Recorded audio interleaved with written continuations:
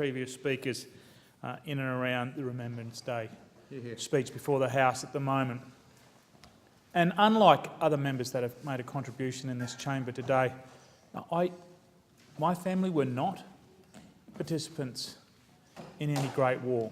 We don't have around our dining table stories of grandfathers or uncles not coming back. And I feel that there are many families. There are many families in Australia and in my electorate that are in that same situation. But I ask the question of the House, with these families like my own that don't have the affinity or the connection through a personal contribution, why is it that we're seeing an increase in numbers at ceremonies of Remembrance Day or whether it be Anzac Day? And I suggest that the Australian public are rolling out in great numbers is because there is an enormous amount of work being done by Veterans Affairs, RSLs in our community, and that is touching a lot of families. And that Australians, more generally, see the benefit and know that they now sleep under a blanket of security that those people have made, that those fallen soldiers have made for our nation. More recently, I had the pleasure in my electorate of visiting Laidley, in the western part of my electorate, where we made a presentation of $34,000 to our Veterans Affairs Association to upgrade their kitchen and their clubhouse.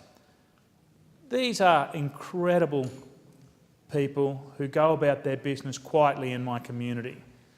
The work they do behind the scenes in offering support to each other, and some of the horrific stories that they will tell you about the aftermaths of their personal encounters or people that are still suffering as a result of their contributions to combat or their service are truly horrifying. And as a community, I am proud that we reach out and we put our arms around these people. And a lot of the problems that are out there are still unknown.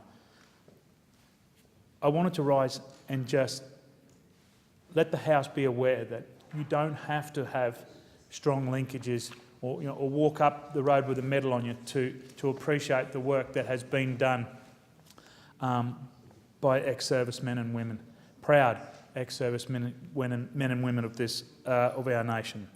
And I'd just like to, in closing, take this opportunity to thank each and every one of those in my electorate that have made a contribution, because as I mentioned earlier on, it is that contribution that you have made to our nation that provides a blanket of security that we still sleep under today, and for that we should never forget.